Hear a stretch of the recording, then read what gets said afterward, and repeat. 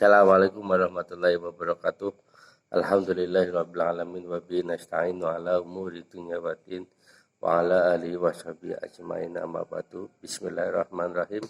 Bapak Ibu dan sahabat Pautal Husna, alhamdulillah pada hari ini kita semua masih diberikan kesehatan dan kenikmatan untuk melakukan aktivitas sehari-hari.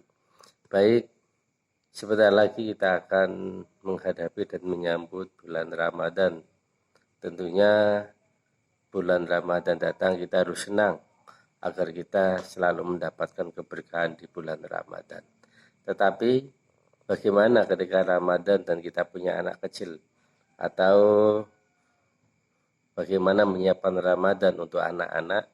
Tentunya kegiatan Ramadan seperti puasa, tadarus, dan lain sebagainya, maka harus disiapkan lebih dini agar proses melatih anak dalam kegiatan Ramadan bisa berjalan dengan baik dan maksimal atau minimal bisa ada pembelajaran di kegiatan atau di bulan suci Ramadan ini.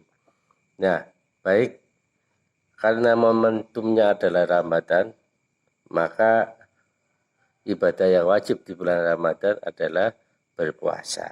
Nah, sekarang bagaimana kita mengajak anak berpuasa? Ini yang akan kita bahas, yaitu bagaimana cara mengajak anak berpuasa. Terutama pada fase-fase atau usia 3 tahun. Karena anak usia dini sejatinya mulai 0 sampai 6 tahun, tetapi yang akan saya kupas adalah usia kelompok bermain, yaitu 3 tahun begitu. Nah, kalau anak kecil itu harus menyenangkan, artinya menyenangkan ketika kita mengajari puasa pun harus dengan cara-cara yang menyenangkan, tidak seperti halnya orang dewasa. Kalau orang dewasa kalau sudah tahu dalilnya puasa adalah wajib, maka bisa dilakukan dengan baik, tentunya dengan kadar keimanannya. Tetapi kalau anak-anak kecil usia dini maka harus butuh latihan-latihan. Jadi yang pertama harus kita lakukan adalah menciptakan suasana yang asik dan menyenangkan di bulan suci Ramadan. Nah, kalau itu sudah disiapkan dengan baik, tinggal selanjutnya apa yang harus dilakukan orang tua untuk mengajak anak berpuasa. Nah, yang pertama adalah jangan memaksa. Maksudnya jangan memaksa bagaimana? Pada awal bulan puasa anak mungkin akan sangat semangat ikut-ikutan berpuasa, tetapi beberapa kemudian mereka mungkin sudah tidak tertarik untuk berpuasa. Nah, ini adalah tantangan juga. Artinya tantangan bagaimana? Mungkin 1 sampai 1 minggu itu semangat anaknya karena di keluarga juga semangat. Namun apabila sudah masuk 1 minggu, mungkin semangat anak berubah. Nah, maka di sini jika memang mereka tidak ingin melakukannya, hargai keputusannya. Artinya apa? Artinya begini, tidak mungkin anak usia dini itu langsung puasa beleng 1 hari, tidak. Maka yang dia inginkan apa dulu? Nah, kalau dia sudah bisa kita kasih masukan, bisa kita arahkan, alhamdulillah. Namun kalau belum, jangan dipaksa karena memang masih pada tahapan usia 3 tahun. Yang kedua, lakukan secara bertahap. Jadi jika orang dewasa harus berpuasa dan dari terbitnya matahari hingga maghrib, anak-anak apakah harus sama dengan orang dewasa? Maka jawabannya tidak. Karena prosesnya adalah untuk pembelajaran. Bagaimana caranya Pak Budi? Gampang. Contoh, anak ikut sahur atau tidak. Kalau memang dimungkinkan untuk ikut sahur bisa, alhamdulillah. Kalau tidak, maka bisa kita latih. Mungkin bisa begini. Nah, ini karena puasa, maka anak-anak yang ada di rumah ini yang masih kecil-kecil, usia mungkin di rumah ada usia 3 tahun dan 4 tahun. Kok akeh temen anaknya gitu ya. Jadi saya taruh kata anak usia 3 tahun gitu aja. Nah, berhubung ini puasa, maka sampean tidak boleh makan dulu. Nah, makanya jam berapa ini? Maksudnya bedtime itu bisa jadi kita kasih tahapan mulai jam 6 sampai jam 10 baru makan. Jam 10 sampai jam 12 puasa lagi. Jam 12 sampai jam 2 puasa lagi. Jam 2 buka puasa lagi sampai jam 4. Jam 4 buka puasa lagi sampai maghrib. Itu adalah tahapan. Jadi kita bisa memberikan stimulus untuk waktu durasi yang boleh makan dan tidak boleh makan. Kenapa begitu? Ini akan nanti bisa step by step anak itu bisa paham bahwa puasa itu tidak makan dan tidak minum. Tetapi karena usianya masih anak usia dini, ya kita harus memberikan latihan ini dengan bertahap. Begitu. Lah, lakukan ini di tahun anak pertama puasa, ya. Jangan lupa untuk memberikan pengertian tentang ibadah puasa dengan bahasa yang mudah.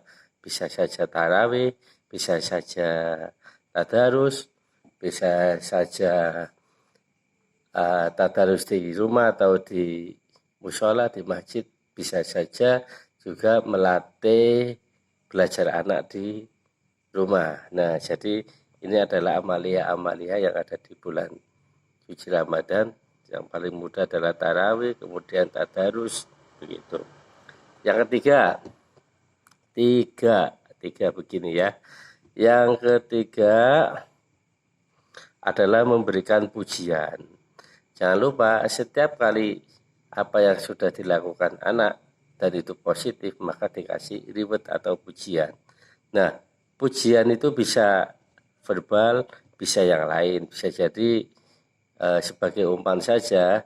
Nah, kalau nanti puasanya lancar, nanti lebaran tak belikan baju, itu tak apa-apa. Jadi untuk tataran anak kecil, anak usia dini dipancing seperti itu juga tidak apa-apa. Kalau anak belum sepenuhnya mengerti ya tentang pujian itu, maka pelajaran yang diberikan terus-menerus akan masuk ke dalam alam bawah sadar anak. Yang terpenting kita action saja lah memberikan pujian karena anak-anak itu sudah sudah mencoba untuk melakukan puasa. Kemudian, nah yang keempat, jadilah contoh yang baik. Ya, apapun tarbiyahnya, apapun pendidikannya, apabila kita menyuruh sesuatu terhadap anak, maka kunci yang utama adalah uswatun hasanah, yaitu jadilah contoh yang baik. Contoh, kita mengajarkan anak-anak berpuasa di dalam keluarga, sementara kita sendiri tidak berpuasa. Lah, ini juga akan mengganggu stabilitas keluarga, begitu ya. Dalam puasa ternyata Bapak Ibu suka marah-marah, entah masalahnya apa. Kemudian anak melihat Bapak Ibu marah-marah, itu juga tidak bagus. Maka dalam kondisi Ramadan, kondisi puasa, jadilah contoh yang baik. Yang kelima, lakukanlah hal yang sama di Ramadan berikutnya. Nah, sama seperti itu, hanya saja mungkin bisa disiasati untuk durasinya.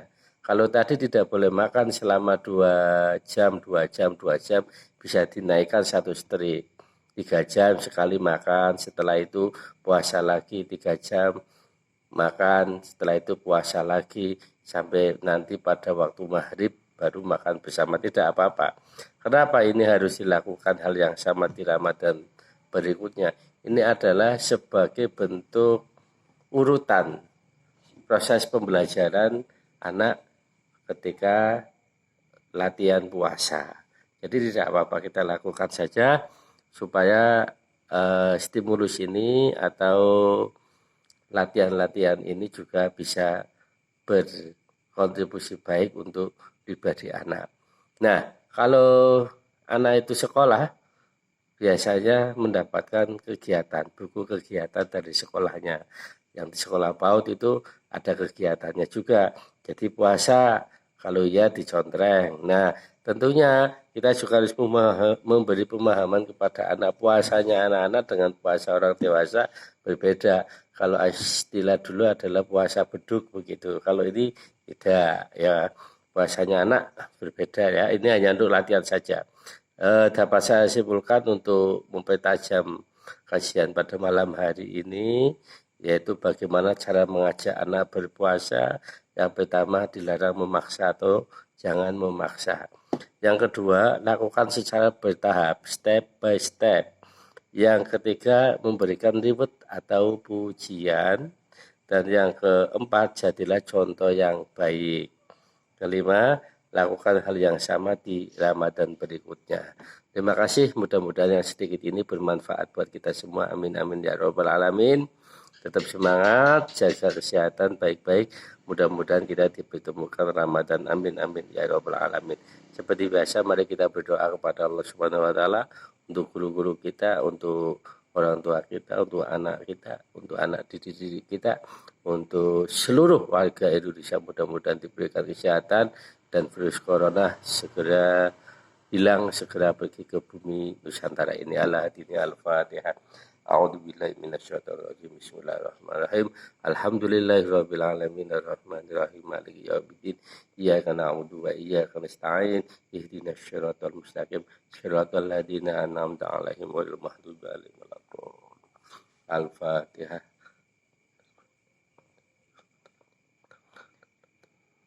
Al-Fatihah.